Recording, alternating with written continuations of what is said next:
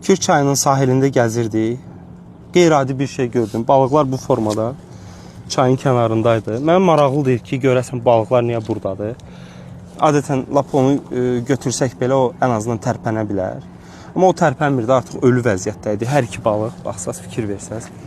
Mən bu mütəxəssisdən soruşdum, balıqçılıqla məşğul olan şəxsdən. O dedi ki, bunlar elektriklə vurulub. Amma bunlar dərində olduğu üçün elektrik onları yüngül vurub, amma onlar sonradan elektrik onlara tok sonradan təsir göstərib. Yəni bir növ bu kütləvi balıqçılıq, kütləvi daha doğrusu öldürmə sayılır da, brakonyerlik sayılır. Üzə çıxanları yığıblar, üzə çıxmayanlar isə bir müddətdən sonra artıq öz həyat fəaliyyətinə davam eləməyib. Baxın, fikir versəz burada necə partlayıb. Elektrik bunlara necə təsir göstərib, kəsib. Fikir versəz, baxın, partlayıb, baxın. Bu tərəfdə daha şişkinlik var. Bura daha sərtdir. Bu balıqda da baxsaz, karp balıqlarıdır bunlar.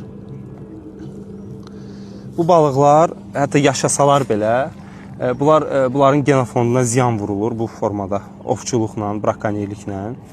Çünki balıqlar kürü verə bilmir. Artıq öz həyatlarına lazımı formada davam eləyə bilmədikləri üçün, bunlar şokda olduqları üçün kürü də verə bilmirlər və bu artıq düzgün olmayan formada balıqçılıqdır. Qanuni baxımından da qanuna ziddir, həm də insanlıq baxımından.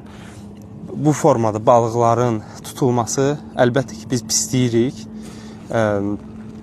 Ümid edirik ki, onlar bunu başa düşər və belə ovçuluqdan çəkinərlər. Başa düşürük ki, pul qazanmaq üçün bunu eləyirlər, amma bu heç də halal yolu deyil. Pul qazanmağın heç də halal yolu sayılmır.